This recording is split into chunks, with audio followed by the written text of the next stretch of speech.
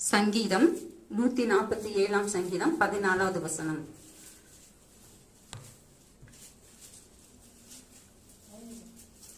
சங்கீதம் அவர் உன் எல்லைகளை சமாதானம் உள்ளவைகளாக்கி ஹல்லேலூயா. அவர் உன் எல்லைகளை சமாதானம் உள்ளவைகளாக்கி உச்சிதமான கோதுமையினால் உன்னை திருப்தியாக்குகிறார். கர்த்தர் தாமே இந்த வார்த்தையின் மூலமா தேவன் நம்மோடு கூட பேசும்படியா பாஸ்டர் ஜெபம் பண்ணுவாங்க. பரலோக பிதாவே, இந்த வேலைக்காக உம்மை ஸ்தோத்திரிக்கிறோம் அப்பா. இம்மட்டும் கர்த்தருடைய ஆவியானவர் மத்தியில் அசைவாடுவீர். இப்பொழுது தேவ செய்தி மூலமாய் தேவ ஆவியானவர் எங்கள் ஒவ்வொருடைய மனக்கண்கள் செவிகளை கர்த்தர் திறந்தருள்வீராக, எங்களோடு பேசுவீராக. இதன் மூலம் உங்க நாம மகிமைப்படட்டும், உங்க ராஜ்யம் கட்டப்படட்டும், உங்க சித்தம் எங்கள் ஒவ்வொருடைய வாழ்வில் நிறைவேறட்டும். இயேசுவின் நாமத்தில் பிதாவே, ஆமென். திரும்ப அந்த வசனத்தை வாசிப்போம்.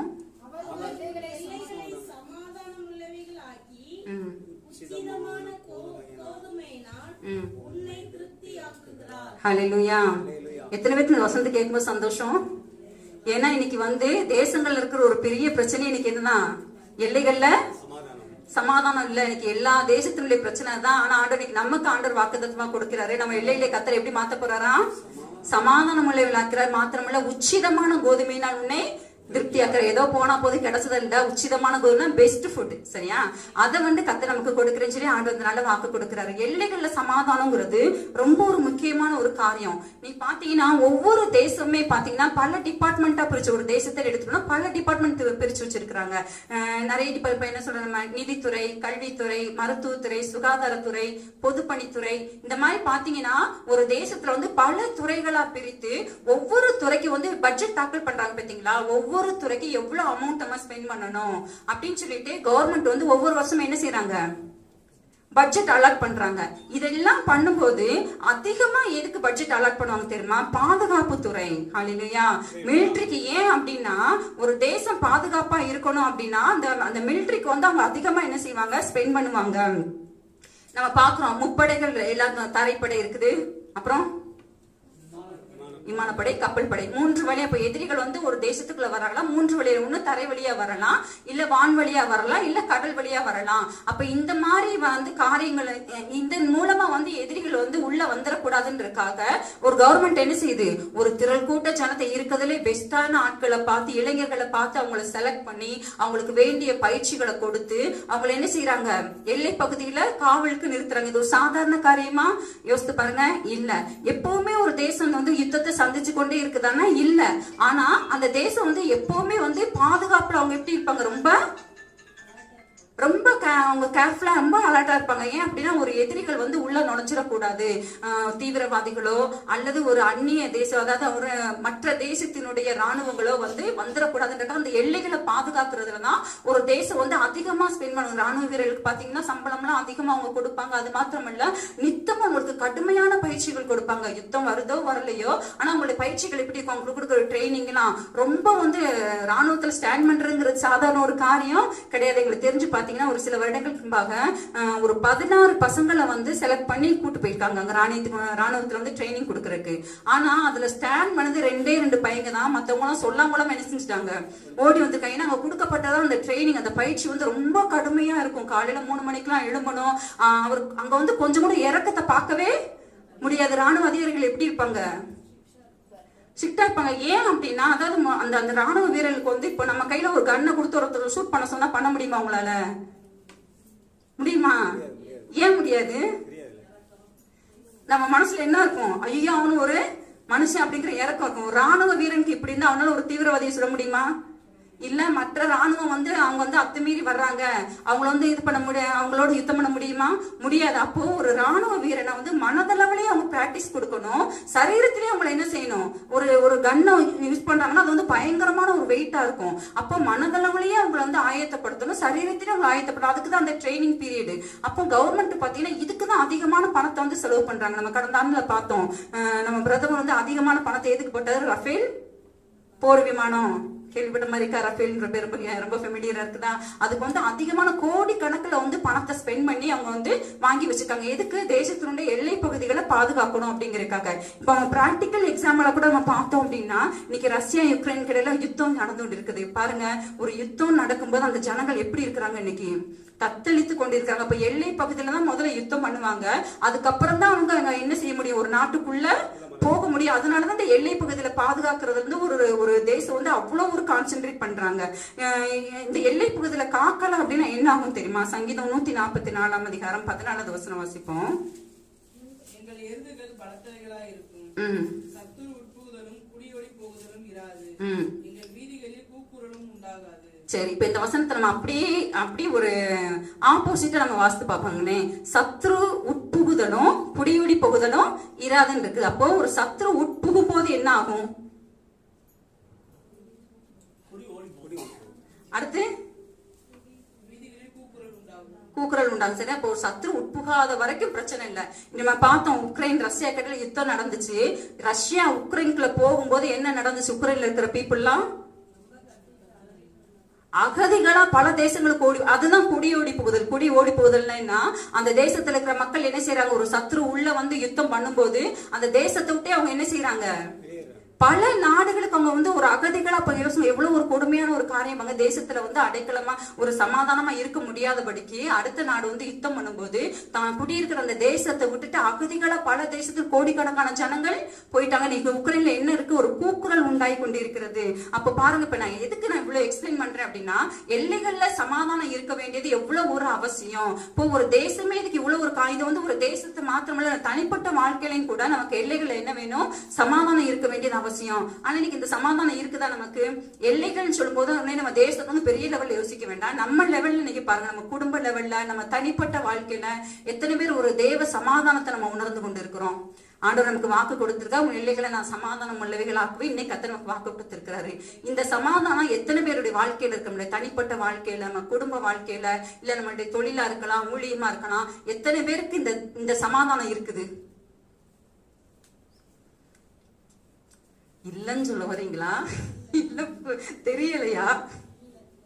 இல்ல, சமாதானம் நிறைவேறிய வாழ்க்கையில ஏன் இந்த சமாதானம் நமக்கு இல்ல? எரேமியா 15 அதிகாரம் 13 வசனம் வாசிப்போம்.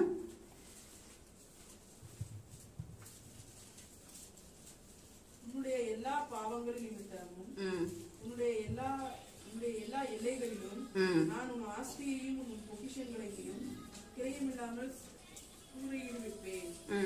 17 அதிகாரம் 3 வசனம் கூட வாசிப்போம். அயல்நிலத்தில் உள்ள என் மலையே, நீ உன் எல்லைகளில் எல்லாம் செய்த பாவத்தை நிமித்தம் நான் உன் ஆஸ்தியையும் உன் எல்லா பொக்கிஷங்களையும் உன் மேடைகளையும் கூட சூறையிடுவிப்பேன்.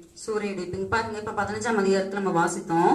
15, 13 நம்ம வாசித்தோம். உன்னுடைய எல்லா பாவங்களின் நிமித்தமும் உன்னுடைய எல்லா எல்லைகளிலும் நான் உன் ஆஸ்தியையும் உன் பொக்கிஷங்களையும் கிரயமில்லாமல் சூறையிடுவேன். அதாவது வந்து ஒரு பெரிய ஒரு நஷ்டத்தை வந்து இந்த இடத்துல பாக்குறோம். இன்னைக்கு நம்மளுடைய வாழ்க்கையில இருக்கிற ஒரு நஷ்டம் வருதுன்னா அதுக்கு காரணம் தேவன் எதைத்தான் சொல்றாரு? உன்னுடைய எல்லா பாவங்களையும் நிமித்தமும். இப்ப நம்ம 17 அதிகாரம் 3 வசனத்திலையும் கூட நம்ம இதைத்தான் நம்ம வாசிக்கிறோம். வயல்வெளியில் உள்ள என் மலையே, நீ உன் எல்லைகளில் எல்லாம் செய்த பாவத்தின் நிமித்தம் நான் உன் ஆஸ்தியையும் உன் எல்லா பொக்கிஷங்களும் உன் மேடைகளையும் கூட சூறையிடுவேன். இந்த வசனத்தினுடைய அர்த்தம் என்ன அப்படின்னா, வீணான ஒரு பொருளாதாரத்துல ஒரு நஷ்டம், ஏதோ ஒரு இழப்பு இதெல்லாம் வருது அப்படின்னா அதுக்கு காரணம் என்னமா? பாவங்கள். இது யாரை குறித்து கர்த்தர் சொல்றாருன்னா, அந்த 15 அதிகாரம் முதல் வசனத்தை வாசிப்போம். சாமுவேலும் உன் முகத்துக்கு முன்பாக நின்றாலும் மனம் இந்த ஜனங்கள் பட்சமாய் சாராது. இவர் என் முகத்தை விட்டு புறப்பட்டு போகும்படி இவர்களை துரத்தி விடு. மோசேயும் சாமுவேலும் யாருக்காக தேவனுக்கு முன்பாக நின்று கொண்டிருந்தாங்க? எந்த ஜனங்களுக்காக? தேவ ஜனங்களுக்காக தான் அவங்க வந்து நின்று கொண்டிருந்தாங்க. அவங்கள குறிச்சுதான் கர்த்தர் சொல்லி அதுல 3ஆம் வசனம் கூட வாசிங்களேன். பிடித்து இழுக்க நாய்களும் பட்சித்து அழிக்க ஆகாயத்து பறவைகளும் பூமியின் மிருகங்களும் ஆகிய 4 விதமான வாதைகளை நான் அவர்கள் மேல் வர கட்டளையிடுவேன் என்று கர்த்தர் சொல்கிறார். ஹல்லேலூயா. இப்ப பாருங்க, தேவ ஜனங்கள் தேவனுக்கு விரோதமான பாவங்கள் செய்யும் போது அவங்க எல்லைகள்ல என்னென்ன காரியங்கள்லாம் உண்டாகுதுன்னு பாருங்க. ஆண்டவர் சொல்றாரு, உன் பொக்கிஷங்களை உன் ஆஸ்தியெல்லாம் சூறையிடுவிப்பேன். அதாவது வந்து ஒரு பெரிய ஒரு பொருளாதார நஷ்டங்களை கர்த்தர் அனுமதிக்கிறாரு. அது மாத்திரமல்ல, இந்த 3ஆம் வசனம் பாக்கிறோம், கொன்று போட பட்டயமும் பிடித்து இழுக்க நாய்களும் பட்சித்தளிக்க ஆகாயத்து பறவைகளும் பூமியின் மிருகனும் ஆகிய 4 விதமான வாதைகளை வந்து நான் அவர்கள் மேல் வர கட்டளையிடுவேன்னு சொல்லி கர்த்தர் சொல்லுகிறாரு.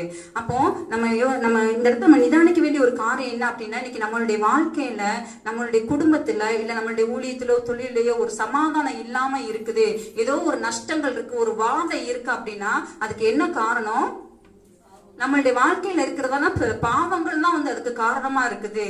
நம்ம இது தொடர்ந்து நம்ம தாவீதுடைய வாழ்க்கையில கூட நம்ம வாசிக்க முடியும்.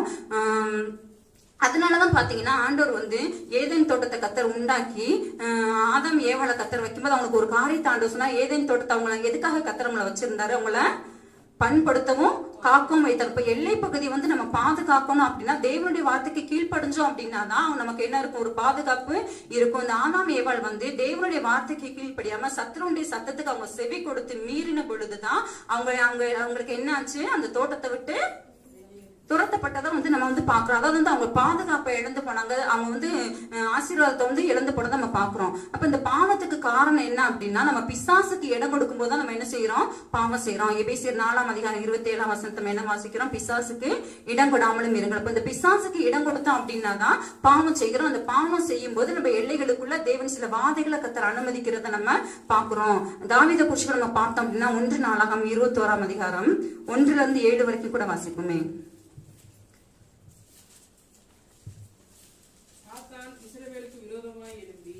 இஸ்ரவேலை தொகையிடுகிறதற்கு தாவீதை ஏவி விட்டது. அப்படியே தாவீது யோவாபையும் ஜனத்தின் சேர்வைக்காரரையும் நோக்கி, நீங்கள் போய் பெயர்சபா தொடங்கி தான் மட்டும் இருக்கிற இஸ்ரவேலை எண்ணி அவர்கள் இலக்கத்தை நான் அறியும்படிக்கு என்னிடத்தில் கொண்டு வாருங்கள் என்றான்.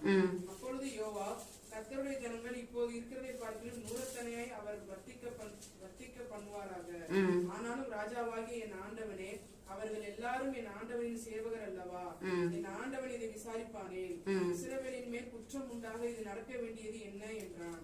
யோவாப் அப்படி சொல்லியும் ராஜாவின் வார்த்தை மேலிட்டபடியினால் யோவாப் புறப்பட்டு இஸ்ரவேல் எங்கும் சுற்றி திரிந்து எருசலேமுக்கு வந்து ஜனத்தை லக்கம் பார்த்து தொகையை தாவீதிடத்தில் கொடுத்தான். இஸ்ரவேலில் எல்லாம் பட்டயம் உருவத்தக்கவர்கள் 11 லட்சம் பேரும், யூதாவில் பட்டயம் உருவத்தக்கவர்கள் 4,70,000 பேரும் இருந்தார்கள். ஆனாலும் ராஜாவின் வார்த்தை யோவாபுக்கு அருவருப்பாய் இருந்தபடியினால் லேவி பென்யமீன் கோத்திரங்களில் உள்ளவர்களை அவர்களுடைய இலக்கத்திற்குட்பட எண்ணாதே போனான். இந்த காரியம் தேவனுடைய பார்வைக்கு ஆகாததானபடியினால் அவர் இஸ்ரவேலை பாதித்தார். போதும். இப்போ இந்த சம்பவத்தை நம்ம வாசிக்கிறோம். இதுல என்ன அப்படின்னா, அதாவது ஜென்ரலா நம்ம யோசித்து வச்சுக்கோங்களேன், இதுல இருக்கிற இது நமக்கு வந்து அதாவது ஒரு ராஜா அவன் என்ன நினைக்கிறான் அப்படின்னா, இப்ப நமக்கு சென்சஸ் எடுக்கிறாங்க பாத்தீங்களா, மக்கள் தொகை கணக்கெடுப்பு எடுக்கிறாங்கல்ல, அது மாதிரி வந்து அவன் வந்து ஒரு காரியம் சொல்றான். என்ன அப்படின்னா, யுத்தத்துக்கு போகத்தக்கவங்க எவ்வளவு பேர் இருக்கிறாங்க அப்படிங்கிற ஒரு அக்கௌண்ட் வந்து ஒரு கணக்கு வந்து எனக்கு வேணும்னு சொல்லி யோவாப் படைத்தலைவன் அவங்கிட்ட வந்து கேட்கிறான். இதை நீங்க ஜென்ரலா யோசித்து பாத்தீங்கன்னா ஏதாவது தப்பு இருக்குதா? ஒரு ராஜா தன்னுடைய தேசத்துல யுத்தம் பண்ணக்கூடிய வீரர்கள் எவ்வளவு பேர் இருக்கிறாங்கிறத தெரிஞ்சுக்கணும்னு விரும்புறாரு. இது சரியா தவறா? ஜென்ரலா நம்ம யோசித்தோம் அப்படின்னா இதுல ஒரு தவறு இருக்கிற மாதிரி நமக்கு தெரியாது. ஏன்னா ஒரு ராஜாவுக்கு வந்து மெயினான காரியம் யுத்தம் பண்ற வீரர்கள் எவ்வளவு பேர் இருக்கிறாங்க, அதுல யூதால எவ்வளவு பேர் இருக்கிறாங்க அப்படிங்கறத வந்து நமக்கு வந்து அந்த எண்ணிக்கை நமக்கு தெரியணும்னு சொல்லி யோவாபை கூப்பிட்டு சொல்றாரு, நீங்க வந்து எவ்வளவு பேர் இருக்காங்க கணக்கு எடுங்கன்னு சொல்லி. நம்ம ஜென்ரலா பார்த்தோம்னு வச்சுக்கோங்களேன், இதுல தப்பு இருக்கிற மாதிரியே நமக்கு தெரியாது. ஆனா வசனம் சொல்லுது, இதை செய்யும்படி அவனை ஏவி விட்டது யாரா? சாத்தான் இஸ்ரவேலுக்கு விரோதமா எழும்பி இஸ்ரவேலை தொகையிடக்கு தாவீதை ஏவி விட்டது. இப்ப இதுல நம்ம யோசித்து பார்த்தோம் அப்படின்னா இதுல வந்து நமக்கு ஒரு தவறு இருக்கிறதாகவே தெரியாது. ஆனா இந்த காரணம், ஆனா ஆண்டவருடைய பார்வையில இது ஏன் வந்து ஒரு பொல்லாததா இருந்துச்சுன்னா, யோவாப் கூட சொல்றான் பாருங்களேன். யோவாப் என்ன சொல்றான்? அதுல நம்ம 4ஆம் வசனம், அதாவது 3ஆம் வசனத்தை நம்ம வாசித்தோம் அப்படின்னா, யோவாப்கிட்ட சொல்லும் போது அவன் என்ன சொல்றான் பாருங்க, என் ஆண்டவன் இதை விசாரிப்பானேன், இஸ்ரவேல் மேல் குற்றம் உண்டாக இது நடக்க விட. யோவாப் வந்து ஒரு படை தளபதி, அவனுக்கு கூட வந்து அந்த ஒரு உணர்வு இருக்குது, இது வந்து இஸ்ரவேல் மேல் ஒரு குற்றம் உண்டாகும், இதை பத்தி நீங்க எதுக்கு விசாரிக்கிறீங்க? அப்ப அவனுக்கு கூட ஒரு நம்பிக்கை இருக்கு. என்ன ஒரு நம்பிக்கைன்னா, இவ்வளவு நாள் அந்த யுத்தத்தில எல்லாம் நமக்கு ஜெயம் கொடுத்தது யாரு? இந்த படை வீரர்களை வச்சா தாவீது ஜெயம் எடுத்தாரு. எவ்வளவோ காரியங்களை தாவீது வந்து எத்தனையோ பட்டணங்களை ஜெயித்தாரு, நிறைய போன யுத்தத்துல பூரா தாவீது வந்து ஜெயம் எடுத்தாரு. காரணம் என்ன? கர்த்தர் ஜெயம் கொடுத்தாரு. அந்த விசுவாசம் யாருக்கு இருந்துச்சு? யோவாவுக்கு இருந்ததுனால அவன் சொல்றான், கர்த்தர் இன்னும் உங்களை வர்த்திக்க பண்ணுவாரு, ஏன் இஸ்ரவேல் குற்றம் உண்டாக இதை எதுக்கு நீங்க செய்றீங்க? யோவா அப்படி சொல்லியும் ராஜாவின் வார்த்தை எப்படி ஆயிடுச்சான்? அப்ப என்ன அர்த்தம்? தாவீது வந்து அவன் அப்படி சொல்லியுமே இல்ல, எனக்கு அந்த கணக்கு வேணும், நீ அந்த கணக்கு நீ கொண்டு வரணும்னு சொல்லும் போதுதான் அவர் வந்து ஒரு இஷ்டம் இல்லாம யோபு வந்து காரியத்தை வந்து செய்கிறாரு. ஆனா தேவனுடைய பார்வையில் எப்படி இருந்துச்சு? ஆகாத இருந்தாலும் அவர் வந்து இஸ்ரவேலை பாதித்தாருன்னு சொல்லி நம்ம பாக்குறோம். அதாவது இப்ப நம்ம தாவீதை குறிச்சு பார்த்தோம் அப்படின்னா, தாவீது வந்து இளம் வயதுல எப்படிதான் அவர் இருந்தாரு? பிறந்தல இருந்து ஒரு யுத்த வீரனா, ஒரு ராஜ குடும்பத்துல பிறந்தவரா தாவீது? அவங்க அப்பா ஒரு பெரிய ராஜாவா? அவருடைய பேக்ரவுண்ட் எப்படி? சாதாரண ஒரு குடும்பம் தான். அதுலயும் தாவீது வந்து ஒரு மெய்ப்பனா தான் இருந்து வனாந்தரத்துல வந்து ஆடுகளை மேய்த்து கொண்டிருந்த அந்த தாவீதை தான் கர்த்தர் செலக்ட் பண்ணி அபிஷேகம் பண்ணி இன்னைக்கு ஒரு ராஜாவா கர்த்தர் வந்து கொண்டு வந்திருக்கிறாரு. நம்ம சங்கீதம் 144 அதிகாரம் முதல் வசனம் வாசிங்களேன்.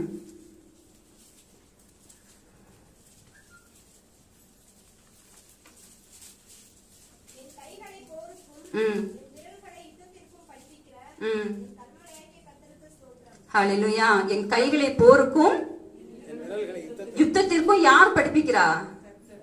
கர்த்தர். இந்த ஸ்டேட்மெண்ட்ட சொன்னது யாரு? அந்த சங்கீதம் மேல யார் சங்கீதம் போட்டிருக்கு? தாவீதின் சங்கீதம். தாவீது தான் இப்படி ஒரு ஸ்டேட்மெண்ட் சொல்றாரு, என் கைகளை போருக்கும் என் விரல்களை யுத்தத்திற்கும் படிப்பிக்கிற என் கண்மலையாகிய கர்த்தர். அப்போ தாவீது சிறு வயதிலிருந்தே ஒரு யுத்த வீரன் கிடையாது, ஆடுகளை மேய்த்து கொண்டிருந்த ஒரு சாதாரண ஒரு சிறுவன் தான். அவர் செஞ்ச காரியம் கர்த்தர் ஆராதித்துக் கொண்டிருந்தார், பாடி கொண்டிருந்தார். சரியா? அப்போ தேவன் தான் தாவீதை வந்து செலக்ட் ஆண்டவர் வந்து தெரிந்து கொண்டாரு, கர்த்தர் அபிஷேகம் பண்றாரு. மாத்திரமல்ல யுத்தத்துக்கு பழக்க வச்சது யாரு? கர்த்தர் தான் வந்து யுத்தத்துக்கு பழக்க வச்சாரு. மாத்திரமல்ல ஒவ்வொரு யுத்தத்திலும் ஜெயம் கொடுத்தது தேவன். அப்ப இந்த விசுவாசத்துல இருந்து இப்ப தாவீது என்ன ஆகுறாரு? கொஞ்சம் பின்வாங்குறாரு. அதனாலதான் வந்து இப்ப நம்மளுடைய யுத்த வீரர்கள் எவ்வளவு பேர் இருக்கிறாங்கிறத கணக்கு பண்ணுங்கிற எண்ணிக்கை வந்து தாவீதுக்கு வந்துச்சு. இதனுடைய பின்னாடி நம்ம பார்த்தோம் என்னன்னா, தாவீதுடைய நம்பிக்கை இப்ப எங்க போகுதுன்னா தன்னுடைய மாம்சத்தின் மேல போறதை நம்ம பாக்குறோம். எத்தனை பேருக்கு இப்ப இதனுடைய இது புரியுது உங்களுக்கு? ஜென்ரலா பார்த்தோம் அப்படின்னா நமக்கு வந்து அது புரியாது. என்ன இதுல என்ன இருக்கு? கணக்கு தான் எடுக்க சொன்னாரு. ஆனா இதுல உள்ள என்ன உள் நோக்கம் என்ன அப்படின்னா, இப்ப தாவீதுக்கு வந்து அவரையே அறியாவுடைய மாம்சத்தின் மேல ஒரு நம்பிக்கை வர்றதை நம்ம பாக்குறோம். எவ்வளவு இப்ப இது அப்ப இந்த யுத்த வீரர்களை வச்சுதான் அவருக்கு யுத்தம் வந்துச்சானா? இல்ல, யுத்தம் ஜெய கொடுத்தது யாரு? தேவன். ஆனா இப்ப வந்து தாவீது வந்து கொஞ்சம் ஸ்லிப் ஆகுறத வந்து நம்ம வந்து பாக்குறோம். அது நிமித்தமா தான் பாக்குறோம். நம்ம தாவீது அப்படி பண்ணதுனால கர்த்தர் என்ன செஞ்சாரா? இஸ்ரவேலை வாதித்தார். ஆண்டவர் எப்படி வாதிக்கிறாருன்னு சொல்லி பாருங்க. அதுலயும் நம்ம 10ஆம் வசனத்தை வாசிங்களேன். தாவீதினிடத்தில் போய் 3 காரியங்களை உனக்கு முன்பாக வைக்கிறேன், அவைகளில் ஒரு காரியத்தை தெரிந்து கொள், அதை நான் உனக்கு செய்வேன் என்று கர்த்தர் உரைக்கிறார் என்று சொல் என்றார். பாருங்க, தாவீது இப்படி பண்ணதுனால தேவனுடைய கோபாக்கின வருது. தேவனுடைய கோபாக்கின வரும்போது கர்த்தர் வாதிக்கிறார். வாதிக்கிறதுக்கு முன்பதாக கூட கர்த்தர் ஒரு காரியத்தை செய்யறாரு. 3 காரியத்தை உனக்கு முன்பாக வைக்கிறேன், நீ அதுல எதை செலக்ட் பண்றியோ அது வந்து உனக்கு நேரிடுன்னு சொல்லி சொல்றாரு. அப்படி தொடர்ந்து வாசிப்போம். 3 வருஷம் அப்படியே தாவீதினிடத்தில் வந்து அவனை நோக்கி, 3 வருஷத்து பஞ்சமோ அல்லது உன் பகைஞரின் பட்டயம் உன்னை பின்தொடர நீ உன் சத்துருக்களுக்கு முன்பாக முறித்தோடி போக செய்யும் 3 மாத சங்காரமோ அல்லது 3 நாள் கர்த்தருடைய தூதன் இஸ்ரவேலுடைய எல்லை எங்கும் சங்காரம் உண்டாகும்படி தேசத்தில் நிற்கும் கர்த்தருடைய பட்டயமாகிய கொள்ளை நோயோ, இவைகளில் ஒன்றை தெரிந்து கொள் என்று கர்த்தர் உரைக்கிறார். போது இப்ப இந்த ஆண்டவர் 3 ஆப்ஷன் வைக்கிறாரு தாவீதுக்கு. என்னன்னா 3 வருஷத்து பஞ்சமா அல்லது 3 மாத சங்காரம், சத்துருக்கள் வந்து உன்னை 3 மாதம் வந்து உன்னை சங்கரிக்கணுமா, அல்லது 3 நாள் எல்லை எங்கினும் கொள்ளை நோயா. இந்த 3 காரியத்தை வச்சு இதுல ஏதாவது ஒண்ணு செலக்ட் பண்ணுன்னு சொல்றாரு. எதை செலக்ட் பண்ணணும்?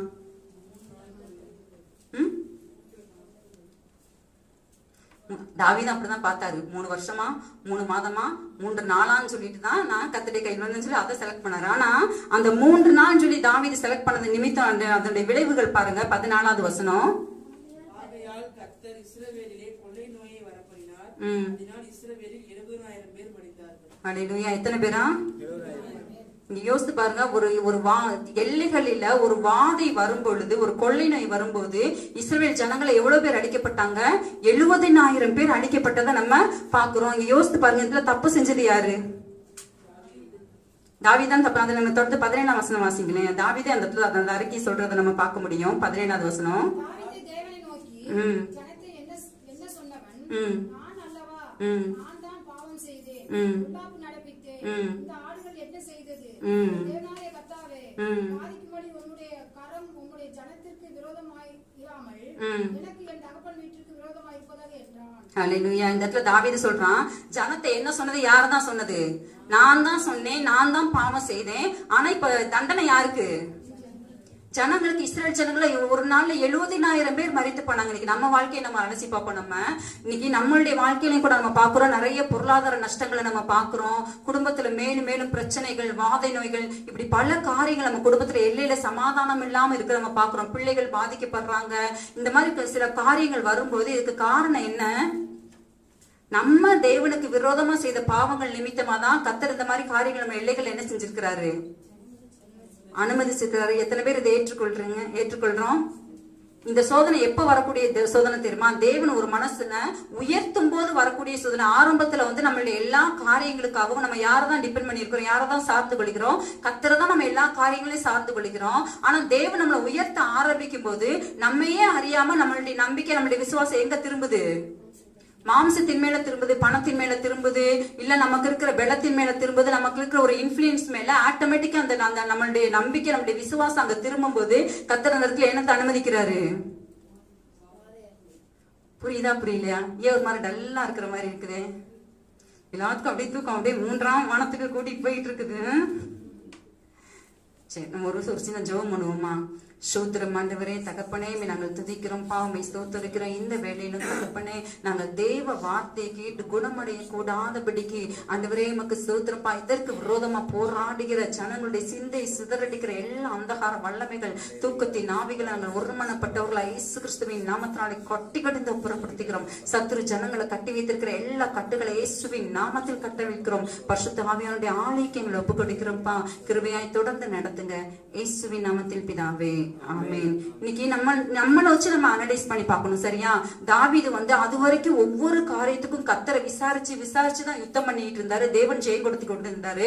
ஆனா இன்னைக்கு சத்துரு தந்திரமா ஏவரான் ஜனங்களை இலக்கம் ஆரம்பிச்சுட்டு. ஆனா தாவீதுக்கு இது சாத்தானுடைய கிரியைங்கிறதே தெரியல. யோவாப் அதை சுதாரிச்சு சொன்னா கூட தாவீதால அதை என்ன செய்ய முடியல, ஏற்றுக்கொள்ள முடியாம அவர் மாம்சத்துல செயல்பட்டதுடைய விளைவு ஒரு நாள் எத்தனை ஜனங்கள் அடிக்கப்பட்டாங்க? 70,000 பேர் மரித்து போனாங்க. நம்மளுடைய வாழ்க்கையை நம்ம அலசி பார்ப்போம். எவ்வளவு நஷ்டங்கள் நம்ம யோசிக்கிறோம். நம்ம ஏன் நம்ம தேவனை தானே தேர்றோம்? ஏன் நம்ம குடும்பத்துல இப்படி அடுத்தடுத்து இவ்வளவு பிரச்சனைகள், ஒண்ணு மாத்தி ஒண்ணு பிரச்சனை வருது, நம்ம எதிலுமே முன்னேற முடியாம இருக்கிறோம் அப்படின்னு சொன்னா நம்ம ஏதோ ஒரு விதத்துல நம்ம என்ன செஞ்சிருக்கிறோம்? பிசாசுக்கு இடம் கொடுத்து தேவனுக்கு விரோதமான ஏதோ ஒரு காரியம் செஞ்சிருக்கிறோம். அது நிமித்தமா தான் கர்த்தர் என்ன செஞ்சிருக்கிறாரு? இந்த வாதையை கர்த்தர் அனுமதிச்சிருக்க. இதை நம்ம முதலாவது உணர்ந்து கொள்ள வேண்டும். சரி, இப்ப இன்னும் கூட நம்ம பார்த்தோம்னா, நான் உங்களுக்கு நைட்ரே சொன்னேன், இந்த சோதனை எப்ப வரும்னா கர்த்தர் ஒரு மனுஷனை உயர்த்தும் போதுதான் இந்த சோதனைக்குள்ள போக வேண்டியதா. உசியா ராஜாவை குறிச்சு கூட நம்ம பார்க்க முடியும். ஒரே ஒரு வசனம் மட்டும் வாசிப்போம் பாருங்களேன். 2 நாளாகமம் 26ஆம் அதிகாரம் 5வது வசனம் வாசிப்போம். உசியா ராஜாவை குறித்து நம்ம வாசிக்க முடியும். சகரியாவின் நாட்களிலே தேவனை தேட மனதிலங்கி இருந்தான். அவன் கர்த்தரை தேடின நாட்களில் தேவன் அவன் காரியங்களை வாய்க்க செய்தார். அவன் கர்த்தரை தேடின நாட்கள்ல கர்த்தர் உசியாவுடைய காரியங்களை வாய்க்க. அவனுடைய ராஜ்யபார காலத்துல பாத்தீங்கன்னா நல்ல ஒரு சமாதானமான ஒரு வாழ்க்கை. அந்த உசியா ராஜாவுடைய காலத்து அந்த அதிகாரத்தை ஃபுல்லா நீங்க வாசித்தீங்கன்னா உங்களுக்கு தெரியும். அவனை கர்த்தர் அதிகமா ஆண்டவர் ஆசீர்வதித்த, நிறைய பட்டணங்களை கட்டினான், கோட்டைகள்லாம் பலப்படுத்தினான், ஒரு வெள்ளாண்மை பிரியனா இருந்தா அவன் செய்த காரியங்களை எல்லாம் கர்த்தர் வாய்க்க பண்ணினாரு. அதை தொடர்ந்து வாசிப்போம். அவன் புறப்பட்டு போய் யுத்தம் பண்ணி. சரி, 16ஆம் வசனம் வாசிப்பான். அவன் பலப்பட்ட போது தனக்கு கேடுண்டாகும் மட்டும் அவனுடைய மனம் மேட்டிமையாகி தன் தேவனாகிய கர்த்தருக்கு விரோதமாக மீறுதல் செய்து தூப பீடத்தின் மேல் தூபம் காட்ட கர்த்தருடைய ஆலயத்திற்குள் பிரவேசித்தான். இப்ப பாருங்க, அவனுக்கு அவன் பலப்பட்ட போது எப்ப அவனுக்கு மேட்டிமை வந்துச்சு சொல்லுங்க? பலப்பட்ட போது அப்படின்னா இப்ப எல்லாமே அவனுக்கு சுத்தி நல்ல ஒரு இளைப்பாறுதல், எல்லா பக்கமே அவனுக்கு எல்லாமே பாசிட்டிவா இருக்குது. அப்ப இப்ப அவன் ஸ்ட்ராங் ஆயிட்டான், பலப்பட்ட போது அடுத்து அவனுக்கு என்ன வந்துச்சு? மேட்டிமை வந்துச்சு. இதுதான் நம்ம கேர்ஃபுல்லா இருக்க வேண்டியதான ஒரு காரியம். கர்த்தர் ஒரு மனுஷன் அவன் கர்த்தரை தேட அவன் இணங்கி இருக்கும்போது கர்த்தர் அவன் ஆசீர்வதித்தாரு. அவன் காரியங்கள்லாம் கர்த்தர் வாய்க்க பண்ணாரு, தேசத்துல சமாதானம் கொடுத்தாரு, எல்லாமே இருந்துச்சு. ஆனா இப்ப இதெல்லாம் அவன் பலப்பட்ட போது இப்ப அவனுடைய இருதயம் எப்படி ஆகுது? மேட்டிமை. அது மேட்டிமை என்பது வசனம் சொல்ல அவன் கர்த்தருக்கு விரோதமாக மீறுதல் செய்தான் அப்படின்னு சொல்லிட்டு. இப்ப நம்ம கேர்ஃபுல்லா இருக்க வேண்டியது ரொம்ப அவசியம். கடைசி வரைக்கும் நம்ம பரலோகத்துக்கு போகிற வரையிலும் நம்ம எப்படிதான் இருக்கணும்? கர்த்தரை டிபெண்ட் பண்ணி இருக்கணும். கர்த்தர் நம்மளை ஆசீர்வதிக்கிறாருன்னு சொல்லும் போது நம்ம நம்பிக்கை கர்த்தரை விட்டு வேற எதிரியாத போச்சு அப்படின்னா எல்லைகள்ல என்ன வரும்? வாதைகள் வரும், இழப்புகள் வரும், எல்லாமே வரும். சரி, இதெல்லாம் வர்றது கர்த்தர் நன்மைக்காக அனுமதிக்கிறாரா, தீமைக்காக அனுமதிக்கிறாரா?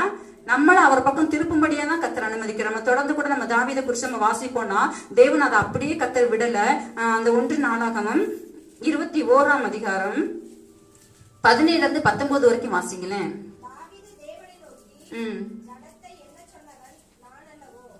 நான் தான் பாவம் செய்தேன், பொல்லாப்பு நடப்பித்தேன். இந்த ஆடுகள் என்ன செய்தது? என் தேவனாகிய கர்த்தாவே, வாதிக்கும்படி உம்முடைய கரம் உம்முடைய ஜனத்திற்கு விரோதமாய் இராமல் எனக்கும் என் தகப்பன் வீட்டிற்கும் விரோதமாய் இருப்பதாக என்றான்.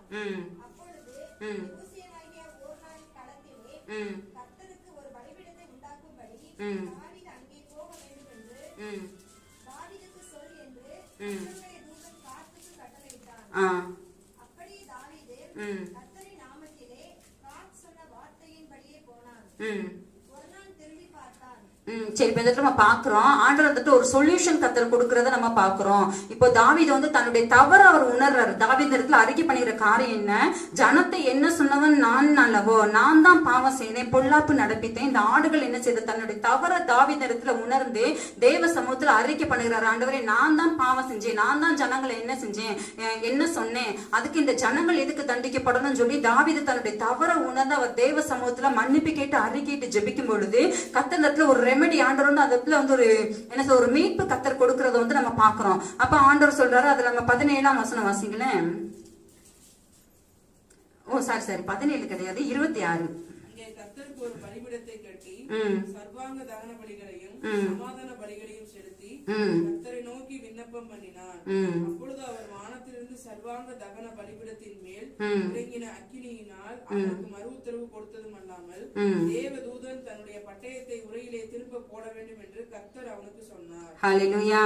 இப்ப பாருங்க, தாவீது இடத்துல தன்னுடைய தவறுகளை உணர்ந்து தேவ சமூகத்துல உண்மையா வந்து அறிக்கையிடுற. ஆண்டவரே, நான் தான் பாவம் செய்தேன், நான் தான் ஜனங்கள் என்ன சொன்னேன், அதுக்கு இந்த ஆடுகள் என்ன செய்தது, ஜனங்கள் எதுக்கு நீங்க தண்டிக்கிறீங்கன்னு சொல்லி தன்னுடைய தவற உணர்ந்து தேவ சமூகத்துல அறிக்கையிட்டு ஜெபிக்கும் பொழுது கர்த்தர் இந்த இடத்துல என்ன செஞ்சாரு?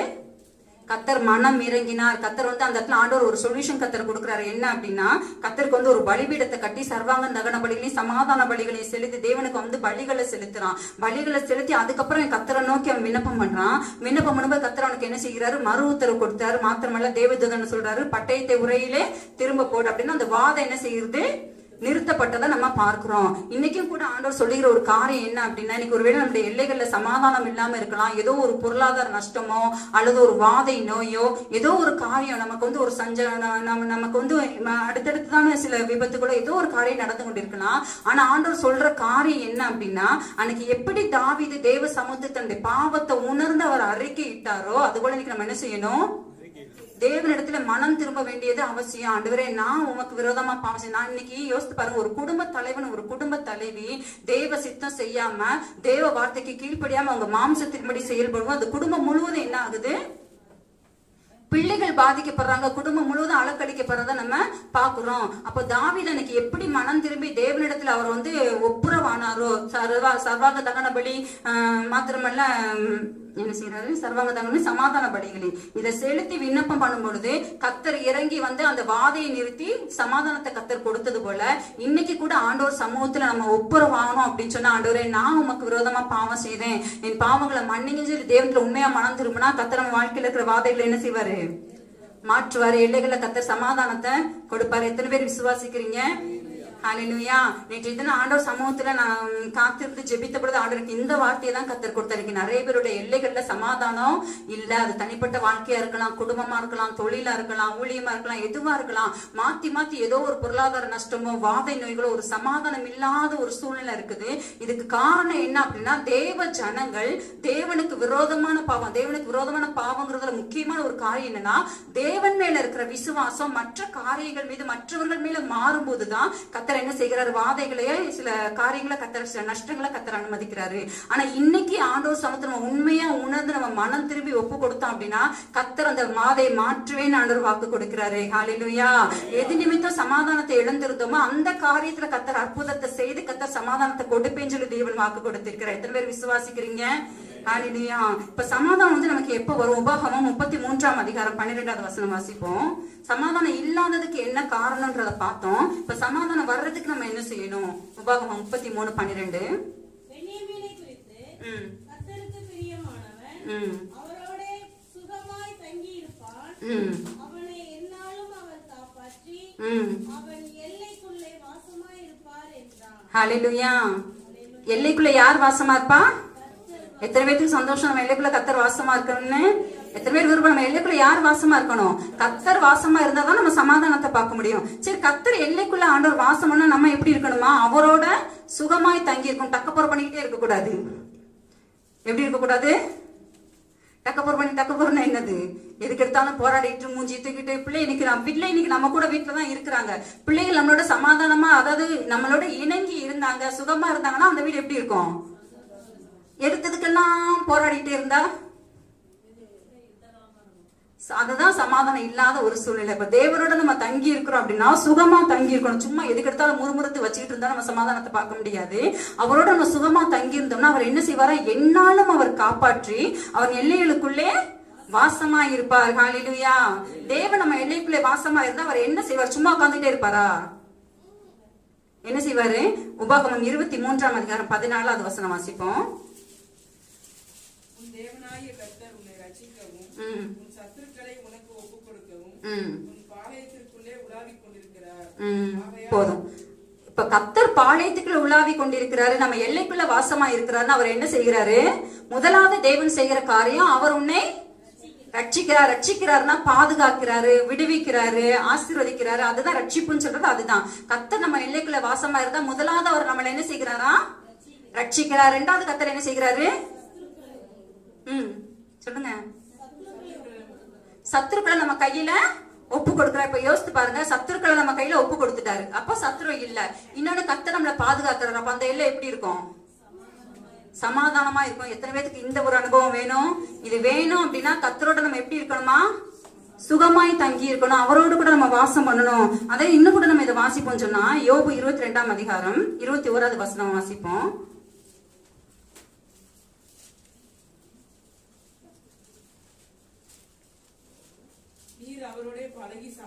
யோபு 22:21. நீர் அவரோடே பழகி சமாதானமாய் இரும், அதனால் உமக்கு நன்மை வரும். ஹல்லேலூயா. அவரோட பழகி நம்ம எப்படி இருக்கணுமா? சமாதானம். எத்தனை நான் முதலே சொன்னேன், ஒரு குடும்பத்துக்குள்ள கணவன் மனைவி பிள்ளைகள் இருந்தோம்னா ஒருத்தருக்கு ஒருத்தர் எப்படி இருக்கணும்?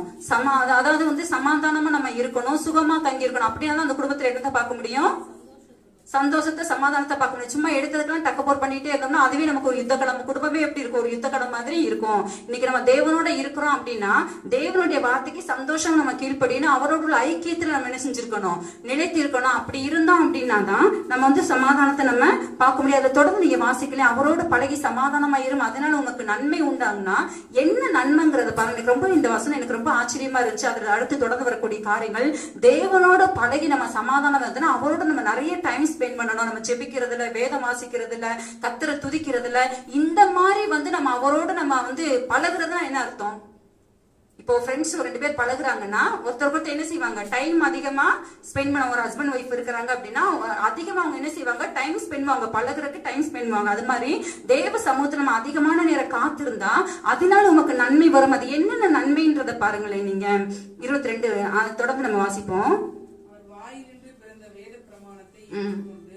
அவர் வார்த்தைகளை உங்கள் இதயத்தில் வைத்துக் கொள்ள வேண்டுகிறேன்.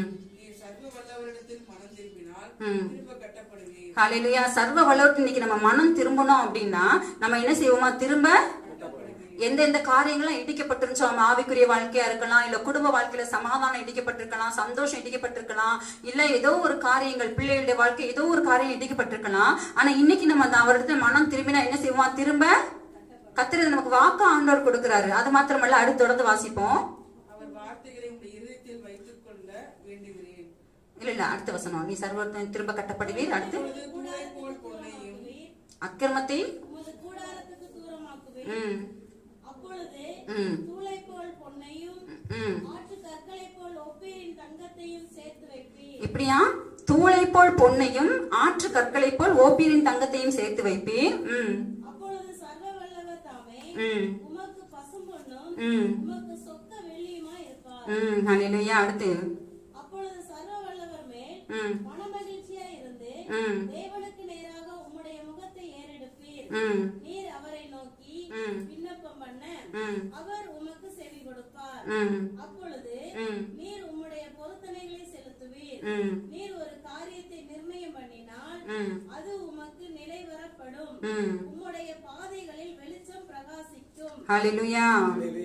அடுத்து மனுஷர் ஒடுக்கப்படும் போது திடப்பட கடவர்கள் என்று நீர் சொல்ல தாழ்ந்தோர் ரட்சிக்கப்படுவார்கள். குற்றமற்ற இராதவனையும் கூட தப்புவிப்பார். உம்முடைய கைகளின் சுத்தத்தின் நிமித்தம் அவன் தப்பி போவான் என்றான். ஹalleluya.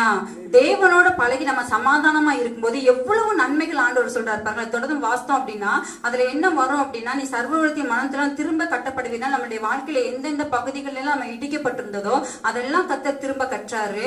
அது மாத்திரமல்ல, தேவன் பொருளாதாரத்துல கத்தர் நம்மளை ஆசீர்வதிக்கிறத நம்ம பார்க்க முடியாது. அதுல பாருங்க, தூளை போல பொன்னையும் ஆற்று கற்களை போல் ஓப்பீரின் தங்கத்தையும் சேர்த்து பொருளாதாரத்துல கத்தர் நமக்கு ஒரு ஆசீர்வாதத்தை கொடுக்கிறாரு. அது மாத்திரமல்ல, ஜெபிக்கிற ஜெபத்துக்கு தேவன் பதில் கொடுக்கிறார். அவரை நோக்கி விண்ணப்பம் பண்ண அவர் உமக்கு செவி கொடுப்பார். இப்ப பாருங்க, நம்ம ஜெபிக்கிற ஜெபத்துக்கெல்லாம் கத்தர் பதில் கொடுக்கிறாரு. நீர் ஒரு காரியத்தை நிர்ணயம் பண்ணினா அது உமக்கு நிலை வரப்படும். ஏதோ ஒரு காரியத்தை நம்ம செய்யணும் சொல்லி நம்ம பிரயாசப்பட்டோம்னா கத்தர் அந்த காரியத்தை என்ன செய்கிறாரா, வாய்க்க பண்ணுகிறாரு. அது மாத்திரமல்ல, உங்களுடைய பாதைகளில் வெளிச்சம் பிரகாசிப்பிக்கும். இந்த மாதிரி பாத்தீங்கன்னா நிறைய. அது மாத்திரமல்ல, நம்ம தொடர்ந்து வாசிக்கிறோம், மனுஷர் ஒடுக்கப்படுவது திடப்படக்கிறவள் நீ சொல்ல தாழ்ந்தோ ரட்சிக்கப்படுவார். நம்ம மூலம் மக்கள் என்ன செய்கிறாங்கன்னா ரட்சிக்கப்படுறாங்க. இவ்வளவு நன்மைகளை கத்தர் எதுல வச்சிருக்கிறாரு, அவரோடு கூட பழகி சமாதானமா இருந்தா தேவனோடு கூட நம்ம ஐக்கியப்பட்டிருப்போம் சொன்னா இவ்வளவு நன்மைகளை கத்தர் நமக்கு வச்சிருக்கிறாரு. விசுவாசி எவ்வளவு பெரிய ஒரு ஆசீர்வாதம். நம்மளுடைய எல்லைகள்ல சமாதானம் மாத்திரம் கிடையாது, நம்முடைய வாழ்க்கையில கத்தர் இவ்வளவு ஆசீர்வாதங்களையும் கத்தர் வச்சிருக்காரு. எனக்கு ஆண்டவர் சொன்ன காரியம் அதுதான். இன்றைக்கு நம்ம தேவ சமூகத்துல உண்மையா மனம் திரும்பி தாவீது எப்படி மனம் திரும்பினாரோ, அதாவது நான் பாவம் செய்தேன்னு சொல்லி நம்ம முதல்ல தேவன்கிட்ட என்ன செஞ்சுக்கணும், ஒத்துக்கொள்ளணும். ஆண்டவர் சமூகத்தை இங்க விசாரிங்க, ஆண்டவரை எந்த காரியத்துல சொல்லி தாவீதுக்கு ஆண்டவர் அவர் தாவீதுக்கு இப்ப உணர்தான் என்ன சொன்னது நான் அப்படின்னா எதுல தப்பு பண்ணுங்கிறத தாவீது என்ன செஞ்சுட்டாரு, புரிஞ்சுக்கிட்டாரு. இப்ப அந்த மாதிரி ஆண்டவர் சமூகத்துல ஆண்டவர் எந்த காரியத்துல நான் உமக்கு விரோதமா பாவம் செஞ்சீங்கிற எனக்கு உணர்த்துக்கு கேட்டீங்கன்னா கத்த சொல்லுவாரா சொல்ல மாட்டாரா?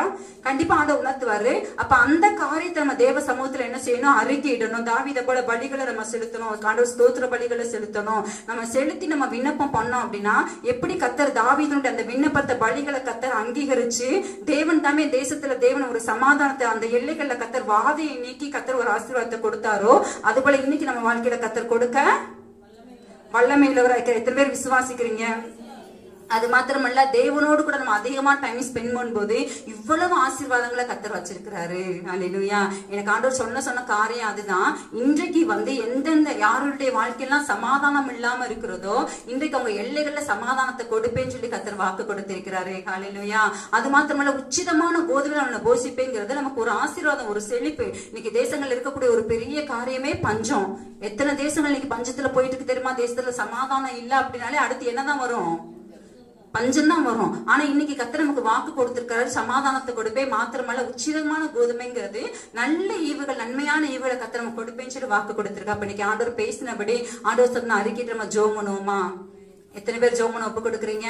நம்ம ஜெபம் அறிக்கைட்டு மனம் திரும்புற மாத்திரம் பத்தாது, அவரோடு பழகி சமாதானமா ஆயிரும் அப்படின்னா ஆண்டவரோடு அதிகமா நம்ம டைம் ஸ்பெண்ட் பண்ணோம் அப்படின்னா ஆண்டவர் நமக்கு நிறைய நன்மைகளை கத்தர் வச்சிருக்கிறாரு. அதுல கடைசி ஒரு காரியம் என்ன அப்படின்னா, தாழ்ந்தோர் ரட்சிக்கப்படுவார்கள் அப்படின்னு சொன்னா நம்ம எழுப்புதலுக்காக ஜெபிக்கிற கத்த தேசத்துல என்ன செய்ய போறாரு, எழுப்புதல தரப்போறாரு. எத்தனை பேர் அதை விசுவாசிக்கிறீங்க? அதுல கடைசி வசனம் பார்த்தோம் அப்படின்னா எனக்கு ரொம்ப ஆச்சரியமா இருந்துச்சு. குற்றம் மற்றாதவனையும் கூட தப்பு வைப்பார்னா அவன்கிட்ட சில குற்றங்கள் இருக்கதான் செய்யுது, ஆனா கத்தர் அவனை என்ன செய்கிறாராம், தப்பு வைக்கிறார். அவனுடைய கைகளின் சுத்தத்தின் நிமித்தமா அவன் தப்பி போவான். அப்படின்னா நம்ம தேவனோடு கூட பழகி நம்ம சமாதானமா இருந்து ஜெபம் அப்படின்னா தேவன் தேசத்துல சில ஜனங்களுக்கு சில குற்றங்கள் இருக்கலாம், ஆனாலும் கத்தர் அவனை என்ன செய்கிறாரு, தப்பு வைக்கிறார், கத்தர் ரட்சிக்கிறார். அதுதான் எழுப்புதல். ஹல்லேலூயா. எத்தனை பேர் விசுவாசிக்கிறீங்க? இன்னைக்கு ஆண்டவர் சமூகத்துல ஒப்பு கொடுப்போமா? எந்த காரியத்துல தேவனுக்கு விரோதமான காரியம் செஞ்சிருக்கிறோமோ அதுல மனம் திரும்ப என்ன ஒப்பு கொடுக்கிறேன்ப்பா. அது மாத்திரமல்ல, மனம் திரும்ப மாத்திரம் போகாது, அதிகமான டைம் தேவனோடு கூட ஸ்பெண்ட் பண்ண நான் ஒப்பு கொடுக்கிறேன்னு சொன்னா ஆண்டவர் இவ்வளவு ஆசீர்வாதங்களை கத்தர் வச்சிருக்கிறாரு. மாத்திரமல்ல, நம்மளுடைய ஜெபத்தை கேட்டு தேவன் தேசத்தை எழுப்புதல கத்தர் கொடுக்க வல்லமையுள்ளவராக விசுவாசித்து நம்ம ஜெபிப்போம். நம்ம எழுந்திருந்து இந்த காரியத்துக்காக ஒரு விஷயம் நம்ம ஒப்பு கொடுத்து ஜெபம் பண்ணுவோமா? சோத்திரம் ஸ்தோத்திரம் ஆண்டவரே. தகப்பனே, நாங்கள் உம்மை துதிக்கிறோம் பா, உம்மை ஸ்தோத்திரிக்கிறோம், உம்மை மகிமைப்படுத்துகிறோம் ஆண்டவரே. பிதாவாகிய தேவனே உமக்கு ஸ்தோத்திரம் பா. குமாரனாகிய இயேசு கிறிஸ்துவே அப்பா, தேற்றர் வாழனே, பரிசுத்த ஆவியானவரே, நாங்கள் உம்மை துதிக்கிறோம் பா, உம்மை ஸ்தோத்திரிக்கிறோம். இந்த நாளிலே தேவனாகிய கர்த்தர் ஆண்டவரே எங்களோடு கூட பேசின உம்முடைய வார்த்தைகளுக்காக உமக்கு நாங்கள் நன்றி செலுத்துகிறோம் பா. நீங்க கொடுத்த வாக்கு தத்தத்திற்காக உமக்கு நாங்கள் நன்றி செலுத்துகிறோம் ஆண்டவரே.